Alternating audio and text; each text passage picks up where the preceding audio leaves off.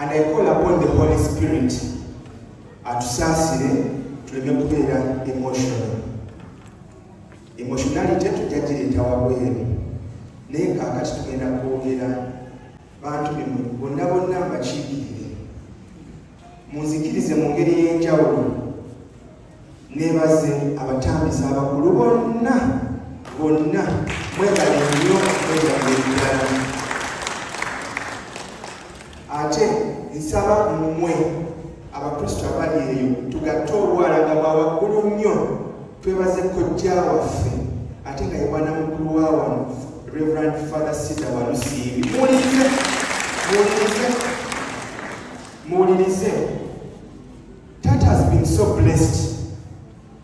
blessed. Right in the ICU, Father Caesar, Father Kavuba, Father Charles, bonna bali busy. Nga Father Caesar atuse mukazi neka message we akasoma akava mchala seba chiche ya parking awe motoka nalinya pichipichi nakoma kuchiko najjawo pichi ya kopbus najja nasiga tata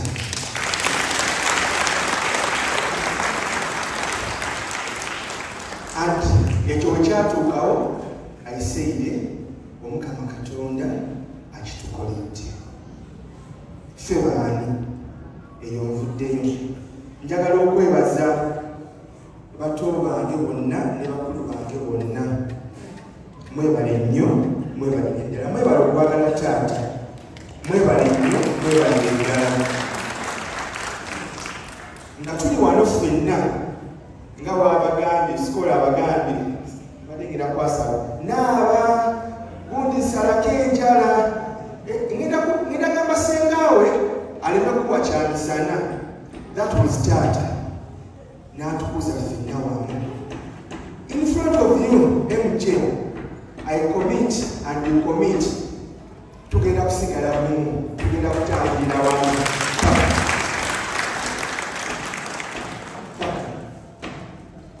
ffenna nga mutulaba wano okujjanjaba kwa muzeeyi kubadde kuzibu tekubadde kwa mutwalo gumu tekubadde kwa bitaano naye nga buli wagenda mu ddwaliro nga twetaaga essente ezitakawa miliyoni 3 buli wagenda mu ddwaliro waliwo yamala emyezi 9 nga almost buli mwezi tufulumya obukadde 10 naye nga tetumanyi otubufuna naye ng'oyo ali waggulu ayita mu bano bonna n'atugabirira ekimujjanjaba. To all of you, thank you for the sacrifice. Mwerekereza bannalumuli ne bannabweyogere mumanyi how great a push I am. I have pushed my siblings to the limit to see nti taata obulamu abusigaza. Naye mwebale butanjeemera, mwebale okumpuliriza ne mwerekereza buli kimu, mwebale nnyo mwebale eddala. Mu ngeri y'enjawulo njagala okwebaza mama waffe mukyala Betty webali kulabirira taata n'afuna ekyokulya n'ayambala bulungi. Wetukusobezza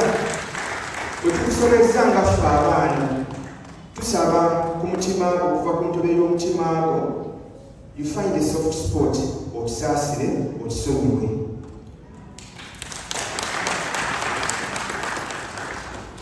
And to our great hero, the one and only one, Agnes Nachiwoneka Senga, you are a superhero.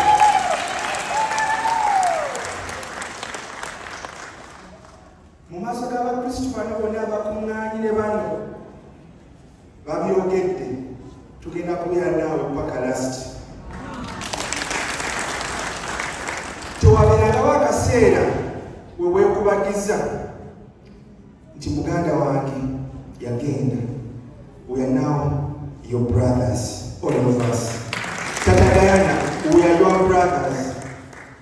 Tugenda kusigala nga tubawa ekitiibwa ekyabakadde baffe ne tugenda katufuukira ddala mikwano gyammwe egy'okulusekere.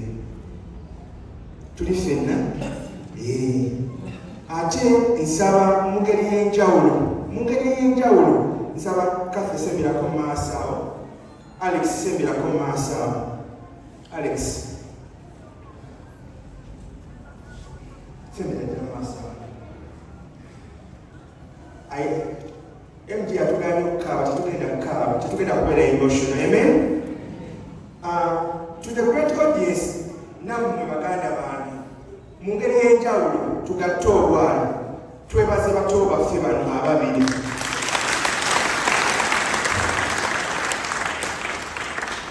Nze mukulu, Alex ye chairman waffe. He's the young brother but he's the chairman.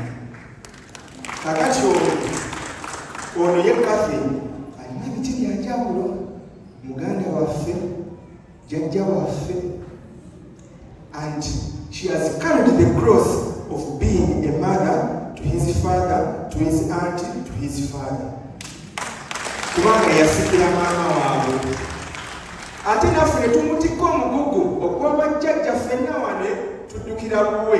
Young as she is, she has takooye. Kathy, thank you so very much. Webali.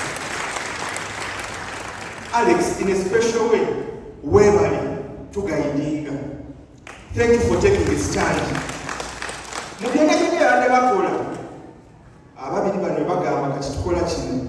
Ne webanga ndi wababagga ntya, I follow them. Sigamba nze mukulu, you must follow what I am doing. When they choose to do something, I will follow and I will support. Thank you for the leadership. And in a special way, Alex and Kathy, thank you for being MJ's personal doctor, personal assistant. Mubyonna bwe muba mulina bye mwagala ebikwata ku taata oyo, bano ababiri.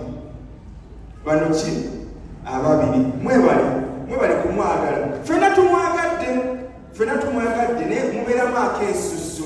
Mubeeramu akaki? Ffenna tuyiyewo omubiri. Teri atasuzeko ku semiti olwa taata. But our siblings here were center stage. Thank you so very much. Thank you. To the people who have nurtured us, Senga, nga bagambye, ne Tata Dana, ne bakadde bange, nga bwe twagenda wonna tetwafuuka ate naffe kwegulumiza. Twasangayo ate bakadde baffe abalala, bamaama ne bataata gye mutabeera, ne batukuza be bano, enkuyanja y'abantu bano bonna be muzze, ne mulaba nga bangi nga beefiirizza obudde bwabwe bwonna okubeerawo bano. Bakadde baffe gye tubeera batukuba nga batubuulirira, naye ate ne tutabaddiza ne tuwuliriza ne tufuuka abantu abo be tulabye olwaleero. Bakadde baffe okuva ebweyogerere, thank you so very much. Okuva ebukeerere lumuli, mwebale nnyo. From the Vision Group, thank you. From Charles, thank you. From Thamukulu, thank you. From wherever, all from Solidad, mwena, name it. Nze nina abooluganda bangi nnyo. I have so many siblings here. Ne mwebale nnyo.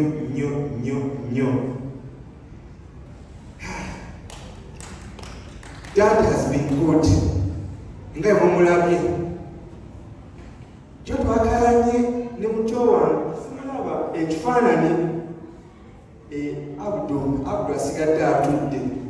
Twabadde tugenda muteekako ekifaananyi ng'ayambadde ekkanzu ne suuti.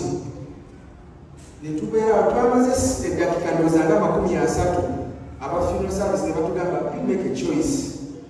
Ne tutunuulira mu byonna ebifaananyi bye tulina ne tugamba MJ yaani. He was not the suit person, the kanzu person. Twabadde tugenda mukaddiya naye nkakasa yalinyiize. Nkakasa yalikoze eki? Senga ne antipeti tubeetondera ekifaananyi kye mwatuwadde, ffe ng'abaana twaganye okukikozesa. Si nti tulabadde tetwagala, naye twayagadde okuggyayo personality ya taata paka ku ssaawa ekola ki? Buli alaba ekifaananyi ekyo, that is the smile of MJ. Oba anyiize oba takoze eki? Yoyo taata. Yoyo taata. So twaddeyo character portrait ye emulaga ne ka smile. He was always very welcoming. Kubano bonna tekaatafunanga kuhaaga ya taata. Ate kubano essimu ya MJ. Surprisingly, a week to his death, kufe ffenna nga wetuli wano teri bw'ataakubira ku ssimu ng'amubuuzaako. Ffenna teri bw'ataakubira ku ssimu ng'akola ki? Ng'atubuuzaako. Bonna eri tabayita nno. Kafe Frank, muko, toli bulungi. Muko Kyagulanyi gy'oli, muko Amaanya gy'oli, abazzukulu. Kale, kiwedde. Buli omu, he took his time to call everyone. Probably he was anticipating going to heaven. I think so. But we thank him for his life. Ffenna abaana bakadde baffe batulaze ekyokukola. Taata Magala singa nakiboneka, omugezi Taata Ssebukozi, Taata Naweri, tusigaza abakadde babiri. Naye nga twabalaba bonna babadde olujegere ng'ate amaanyi gaabwe gabadde mu bumu. They would beat us together nga ogende wa Taata Naweri naye akugoba n'akuzaayo n'emboko n'ekola ki? I want to stand straight with you. To you, my brothers and sisters, in the front of all this church, eyawukana ku mugendo.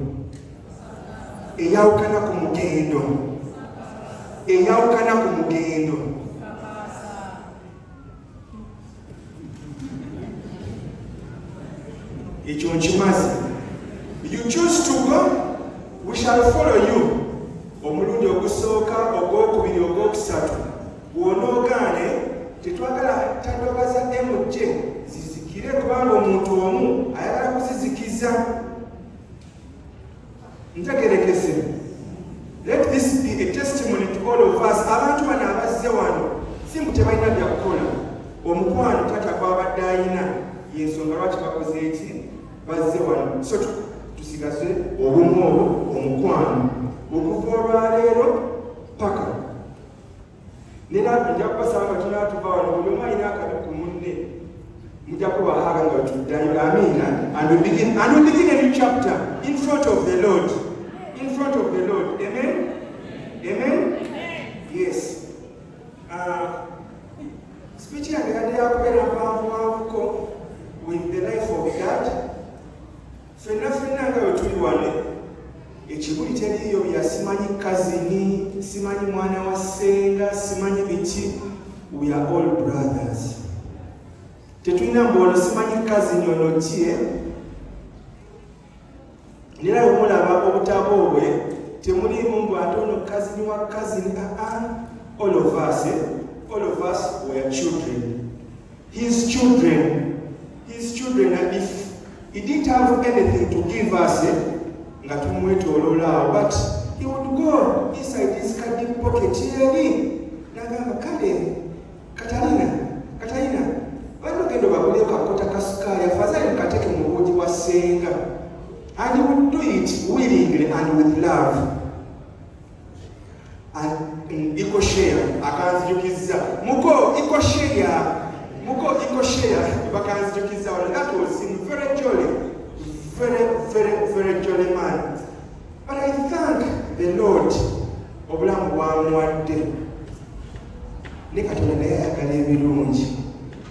I think obudde bwatusenga naye ayagala omuddu ono adde akole ki amuweereze. Nja kusaba baganda baabwe amasomo ge tusomye agabadde mu katabo ako gabadde makulu nnyo okwebuulirira. Nti buli amazike gaba gaagala okujja twebulire ku masomo ago galina a very deep message. Father Caesar Kojja waffe webale kulonda amasomo ago tactfully. You did it for us. Thank you.